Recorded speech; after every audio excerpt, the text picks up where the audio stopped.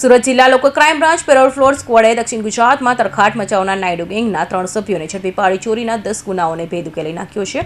પકડાયેલા આરોપીઓ પાસેથી 4,75,555ની કિંમતનો મુદ્દામાલ જપ્ત કરવામાં આવ્યો છે. સુરત જિલ્લા લોકો ક્રાઇમ બ્રાન્ચ પેરોલ ફ્લોર સ્ક્વોડે દક્ષિણ ગુજરાતમાં તરખાટ મચાવનાર નાયડુ ગેંગના 3 સભ્યોને ઝડપી પાડી ચોરીના 10 ગુનાઓનો ભેદ ઉકેલી નાખ્યો છે.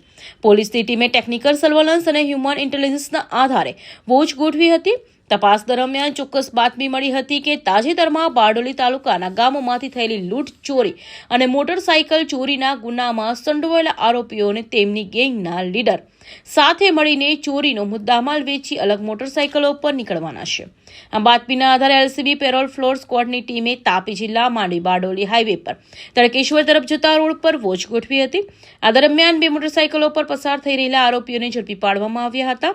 તેમની પૂછપરછ અને સઘન યુક્તિપૂર્વકની પૂછપરછને આધારે સમગ્ર ગેંગનો પર્દાફાશ થયો હતો.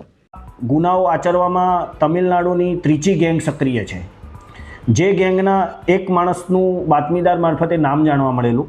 એની શોધમાં હતા દરમિયાન બાતમી મળેલી કે આ આરોપીઓ કરંજ ગામની સીમમાં રૂમ ભાડે રાખીને રહે છે. જે આધારે પ્રોપર વર્કઆઉટ કરી ટેકનિકલ સીસીટીવી ફૂટેજ અને હ્યુમન ઇન્ટેલિજન્સની મદદથી કરંજ મુકામેથી મુખ્ય સૂત્રધાર આરોપી શિવા સુંગયાન ટોટિયાનાકર તેમજ પ્રતિભા સુબ્રમણ્યમ નાયડુ તેમજ કાયદામાં સંઘર્ષમાં આવેલ એક કિશોર 3 આરોપીઓને ટોટલ 5 બાઇક સાથે પકડી લીધેલા. આરોપીઓ જોડેથી સોના ચાંદીના દાગીના, 11 બેગો, આ સિવાય બીજો મુદ્દામાલ મળી 4.5 લાખનો મુદ્દામાલ રિકવર કરવામાં આવેલો છે અને આરોપીને અટક કરીને માંડવી પોલીસ સ્ટેશન ખાતે વધુ તપાસ અર્થે સોંપવામાં આવેલા છે.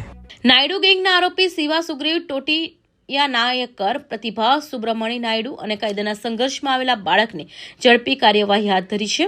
જેમાં ગેંગ ચોરી કરવા માટે પહેલા બાઇક ચોરી કરે છે, ત્યારબાદ તેઓ કિંમતી સામાન ભરેલી બેગ પાકીટ લઈને જતા રાહદારીઓને ટાર્ગેટ કરતા હતા. ચોરી કર્યા બાદ ગેંગ ચોરીના વાહનોને પોતાના રહેઠાણ વિસ્તારથી દૂર રાખતી અને પછી ચોરીનો મુદ્દામાલ પોતાની પાસે રાખી અન્ય જગ્યાએ વેચવા નીકળી હતી.